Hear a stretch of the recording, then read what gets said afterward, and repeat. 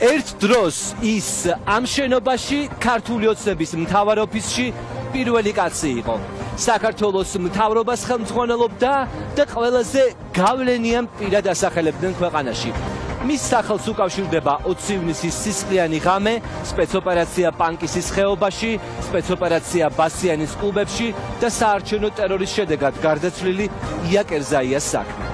რამდენიმე თვის წინ ის წავიდა ქართული ოცნებიდან და თან ისე რომ კარი გაიჯახურა. ასეთი ხმამაღალი წასვლა მანამდე ხშირად წასულ პრემიერებს ქართულ ოცნებაში არ ქონიათ. დღეს ის თავიდან მოვიდა პოლიტიკაში. კახარიამ საკუთარი პარტია ცოტა ხნის წინ დააფუძნა და გითხრა რომ მისი მიზანი ხელისუფლებაში თავიდან მოსვლაა. ოღონდ ახალ გუნდთან ერთად, აღარც ივანიშვილთან, აღარც კობახიძესთან და აღარც იმ დანარჩენებთან ერთად, რომელთან ერთადაც ბევრი წელი იარა და რომლებმაც გახარია პოლიტიკაში მოიყვანეს. ახლა ყველაზე საინტერესოა გაბედავს თუ არა გახარია და არტყას ბიძინა ივანიშვილს. თქვას რომ ამ ქვეყნის მთავარი პრობლემა მისი არაფორმალური მმართველობაა. თქვას რომ არაფორმალური მმართველობის აჭრდილი ამ ქვეყანას გაზდევს და ვიდრე მას არ ჩამოიშორებს, მანამდე არაფერი არასდროს არ ეშველება. ეკო მაღრაძემ დაუსვა დღეს პირდაპირი კითხვები გიორგი გახარიას, ახლა ის კავშირზე გამოდის ექსპო ჯორჯიას საგამოფენო ცენტრიდან, ერთ დროს იქ ქართული ოცნების წყრილობებზე საპატიო რიგებში იჯდა გახარია, ახლა კი იქ საკუთარი პარტია დააფუძნა. მაშასე ეკო მაღრაძე შემოგვიერთდება ახლა პირდაპირ ეთერში, მისგან გავიგებთ უფრო მეც. ეკო საღამო მშვიდობის, გაბედა თუ არა გახარიამ, დღეს ეთქვა რომ ივანიშვილი არაფორმალური მმართველია და მოდი პირდაპირ ვთქვათ, დაერტყა ივანიშვილისთვის.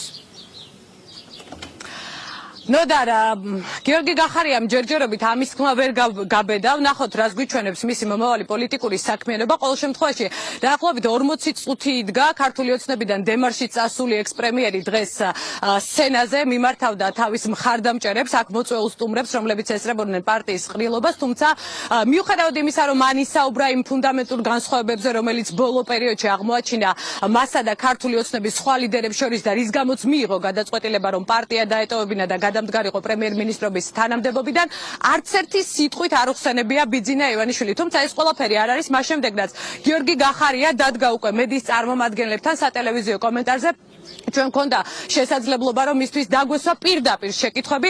მაგალითად მე მას ვკითხე, არის თუ არა ქვეყნის მთავარი გამოწვევა დღეს ბიძინა ივანიშვილი, რაზეც გიორგი გახარიამ გვიპასუხა რომ ქვეყნის მთავარი გამოწვევა არის სახელმწიფო ინსტიტუტები, სადაც გარკვეული ხარვეზებია, ნეპოტიზმი, კორუფცია და სხვათა შორის ამ დროს მე გამახსენდა მისი განცხადება ჯერ კიდევ პრემიერ-მინისტრობის დროს საპარლამენტო ტრიბუნიდან, როდესაც თქვა ნეპოტიზმთან დაკავშირებით, რომ ქართულ ჯიგრულ პონჩი რაღაცები მოსულაო, დღეს უკვე ოპოზიციაში გადაბარგებული გახარია აღიარებს, რომ ამ ქვეყნის მთავარი გამოწვევა და პრობლემა ნამდვილად ნეპოტიზმია, თუმცა არა ბიძინა ივანიშვილი. ბიძინა ივანიშვილი მთავარი პრობლემა არის დღეს. ბიძინა ივანიშვილი ქვეყნის მთავარი პრობლემა თუ არის დღეს ქვეყნის მთავარი პრობლემა არის სუსტი ინსტიტუტები. ქვეყნის მთავარი პრობლემა არის სუსტი ინსტიტუტები.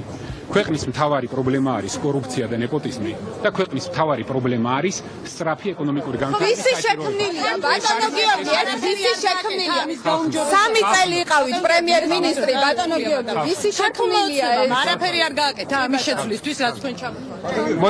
მოდით ახლა ესე გავაკეთო. მე კიდე თქვი ჩემს გამოსვლაში და კიდევ ერთხელ გავიმეორე. ბევრი რამე გაკეთდა.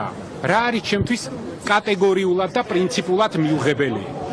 ჩემთვის კატეგორიულად და პრინციპულად მიუღებელი არის ის, რომ ქართული ოცნება, პარტია, იმასაც კი სადაც მართლა ყველა თანხმდება და გარკვეული მიღწევები და პროგრესი ქონდა, იმასაც დღეს თავისი წარმატების დასაფიქსირებლად ადარებს 10-15 წლის წინანდელ წარსულს. ეს ჩემთვის მიუღებელია.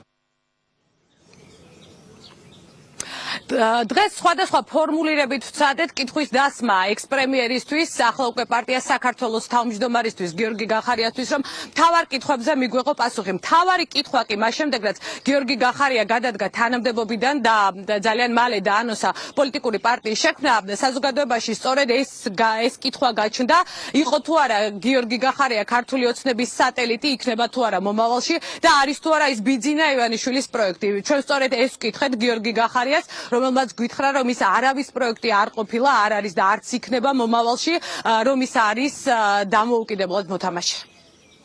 თავარი კითხვა თქვენს მიმართ მას შემდეგ რაც დაანონსეს პარტიის შექმნა არის ის ხართ თუ არა ივანიშვილის პროექტი ეს რა კარგით. არასოდეს არავის პროექტი არ ყოფილვარ და მით უმეტეს მომავალში არ ვიქნები არავის პროექტი. გარწმუნებული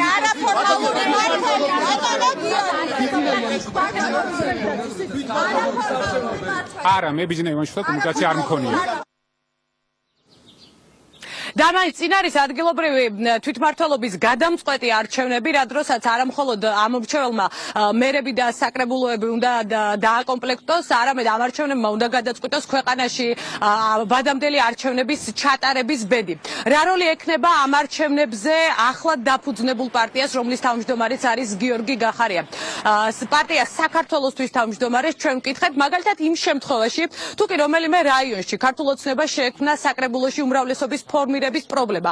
ანუ ქართულმა ოცნებამ მართლმა პარტიამ ვერ შეაგროვა საკმარისი რაოდენობა რა პოზიციას დაიკავებს ამ დროს გიორგი გახარია და მისი თანაგუნდელები რა პოზიციას დაიკავებენ. ჩვენ მას ვკითხეთ, დაეხმარება თუ არა ის ქართულ ოცნებას სწორედ უმრავლესობის ფორმირებაში, რაზეც გიორგი გახარიამ გვიპასუხა, რომ ყველა ღირსეულ კანდიდატს ის დაუჭერს მხარს. პრობლემა არჩევნებზე. გადამწყვეტი არჩევნები არის წინ. თუ ქართულ ოცნებას შეექმნა უმრავლესობის ფორმირების პრობლემა, რომელიმე რაიონში საკრებულოს გულისხმობ. თქვენ დაეხმარები? რაში ვერ გავიგე? რომ შევსები. გუნდი შევსები. უმრავლესობა რომ მიიღო. მარტივად გიპასუხე. იქ სადაც, აი შეხედეთ, იქ სადაც ღირსეული კანდიდატი იქნება. ღირსეული კანდიდატი.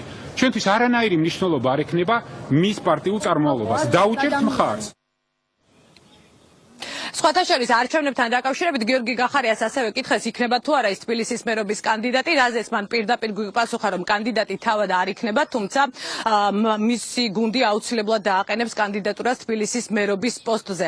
რაც შეეხება იმას, გაფანტა თუ არა გიორგი გახარიამ ეჭვები იმასთან დაკავშირებით არის თუ არა მისი ახლად დაფუძნებული პარტია ქართული ოცნების სატელიტი თუ დამოუკიდებელი მოთამაშე, ეს საზოგადოებამ უნდა გადაწყვიტოს სწორედ იმ შეკითხვებზე პასუხებით, რომელიც ჩვენ მივიღეთ ექს-პრემიერისგან.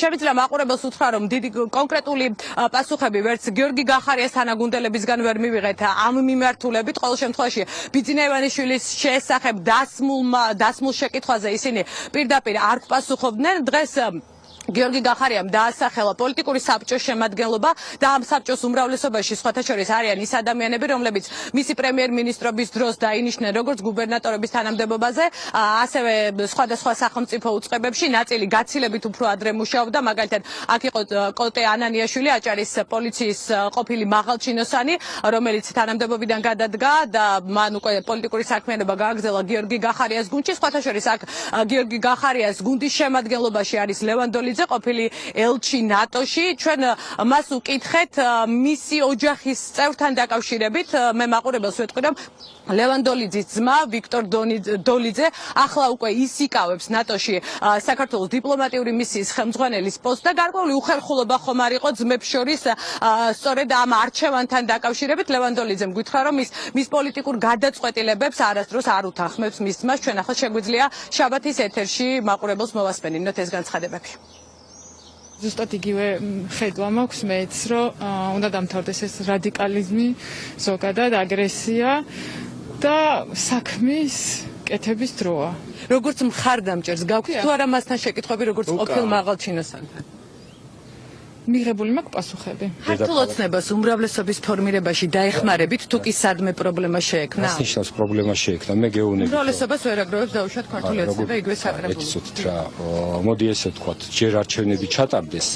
ჩვენ მაგალითად გვაქვს ძალიან დიდი იმედი და მოლოდინი იმისა, რომ ქართველი საზოგადოება ჩვენი მოქალაქეები მიიღებენ ღირსეულ გადაწყვეტილებას და ყველა პოლიტიკურ პარტიას შესაბამის ლეგიტიმაციას და მანდატებს მისცემს. ძალიან დიდი იმედი გვაქვს, რომ ჩვენ საკმაოდ დამაჯერებელი პროცენტს ავიღებთ. ეს არის ქართული ოცნების მთავარი ოპონენტი ძალა. მადლობა. პოლიტიკოსები გააკეთებენ განცხადებას. პოლიტიკურ განცხადებას. დიდი მადლობა. თქვენ მხარდამჭერი იყავით როგორც ამ პარტიის წარმომადგენელი? მე ვარ თავისუფალი მოქალაქე საქართველოსთვის. გაიხარ დიდი მადლობა. გახარიას თანაგუნდელი ჯერ კიდევ შინაგან საქმეთა სამინისტრო. და ვიყავი. აქ დღეს იყავით როგორც პოლიტიკურ განცხადებას გააკეთებენ პოლიტიკოსები. აქ დღეს იყავით როგორც მისი მხარდამჭერი. ბატონ გახარია. კონკრეტულად გეკითხებით. აქ როგორც მხარდამჭერი იყავით თუ პარტიის წევრი ბრძანდება? როგორც მხარდამჭერი. ბატონი ბიძინა ივანიშვილი უახლოეს პერიოდში მის განცხადებით გავიდა პოლიტიკური სივრციდან და დღეს რომ ის ჩამოშორებულია პარტიულ ცხოვრებას და არაფორმალური მმართველი არ კონკრეტული უნდა ქონდეს რაიმე ფაქტი. ბიძინა ივანიშვილის გარეშე მიმდინარეობს პოლიტიკური პროცესები ბატონო. პასუხს ვერ გეტყვით ამაზე პასუხს. ვინაიდან ბატონო ბიძინამ განაცხადა რომ ის გავიდა პოლიტიკური სივრციდან. ჩემი ძმა არ არის არათუ ხელისუფლების წარმომადგენელი, არამედ ჩემი ძმა არის სახელმწიფო ინსტიტუტების წარმომადგენელი. ჩემი ძმა 10 წლებია უკვე მუშაობს საგარეო საქმეთა სამინისტროს სისტემაში და არა მხოლოდ ჩემი ძმა, არამედ ჩვენ ქვეყანას ყავს არაერთი ღირსეული ელჩი, რომელიც ძალიან მაღალი პროფესიონალიზმით ასრულებენ თავიანთ საქმეს და ბუნებრივია ასევე ისიც უნდა ითქვას, რომ მე და ჩემი ძმა ერთმანეთს არ უთანხმებ ჩვენ პროფესიულ გადაწყვეტილებას. მოგიწონათ ეს გადაწყვეტილება? რანჩეს მოგვიანებ. მაშინ ქართულ პოლიტიკურ ცხოვრებაში კიდევ ერთი პოლიტიკური პარტია გამოჩნდა, ექს-პრემიერის თავმჯდომარეობით შექმნა პარტია საქართველოსთვის.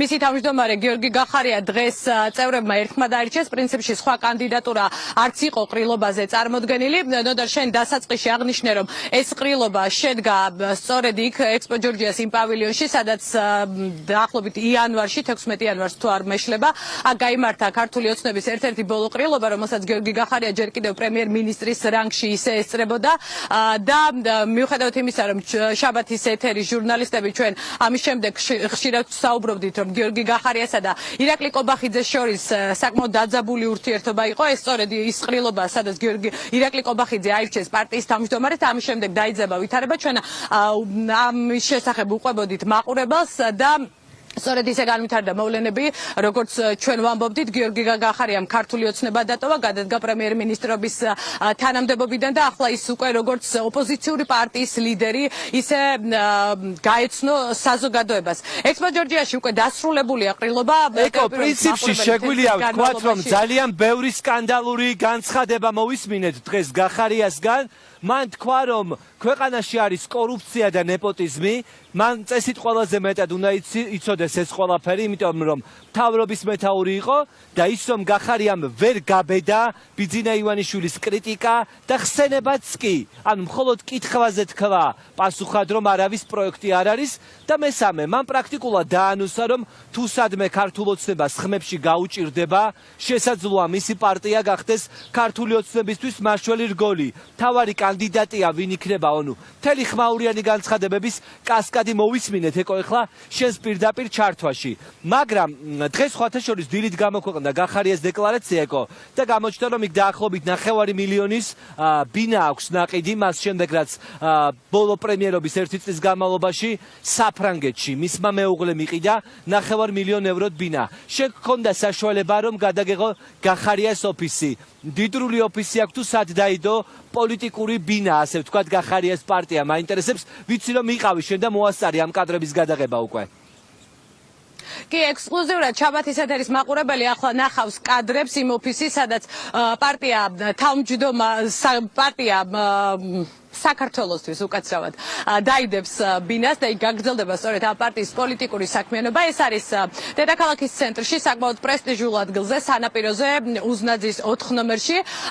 პარტიის ოფისის შენობაც საკმაოდ დიდრულად გამოიყურება, თუ შეიძლება ასე ითქვას.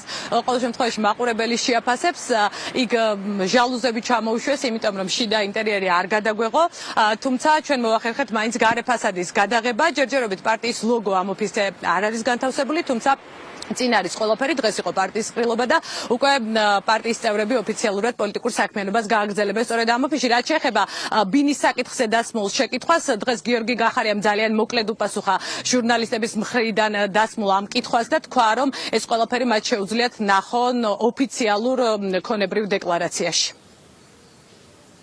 ისე საინტერესოა ეკო დამეთანხმები ახლა ეს პრეზენტაციაც ოფისის ხირავებას და საერთოდ პარტიის დაფუძნებაც ცოტა ფული არჯდება. ვინ დებს გახარიაში ფულს ახლა? ეს არის საინტერესო თემა. დიახ, ძალიან ბევრი კითხვა დარჩა ნოდარ პასუხგაუცემელი. დიახ, როგორც ფინანსებთან დაკავშირებით, ისე ვთქვათ ბიძინა ივანიშვილთან ქართულ ოცნებასთან მიმართებაში, რაზეც უკვე ვესაუბრეთ მაყურებელს, თუმცა ექს-პრემიერი დაუკვირდა, რომ უახლოეს მომავალში ის გამართავს უკვე პარტიის გეგმის პრეზენტაციას და მას ამომწურავად ექნება საშუალება რომ ამომწურავად უპასუხოს უკვე ჟურნალისტების შეკითხვას. ჩვენ ისღად დავგვჩენია რომ დაველოდოთ ამ პრეზენტაციას და ის კითხვები, რაზეც პასუხები ვერ მივიღეთ, ან რისი დასმის საშუალებაც დღეს არ მოგვეცა, უკვე ამ დღეს დავსვათ და ნახოთ რას გვიპასუხებს უკვე ოპოზიციონერი გიორგი გახარია. მადლობა, ეს იყო ეკო მაღრაძე, რომელიც გვერდთვებოდა გიორგი გახარიას ყრილობის მთავარი პოლიტიკური აქცენტებით. ეკო თავგამოდებით ცდილობდა, რაც შეიძლება მეტი კითხვა დაესვა, გახარია კითხვებს გაურბოდა, თუმცა კითხვებზე პასუხი გახარიას გასაცემი ძალიან ბევრი გვაქვს. ველოდებით მის პირველ პრესკონფერენციას, სადაც წესით მან ამ პირდაპირ კითხვებს პირდაპირი პასუხი უნდა გასცეს.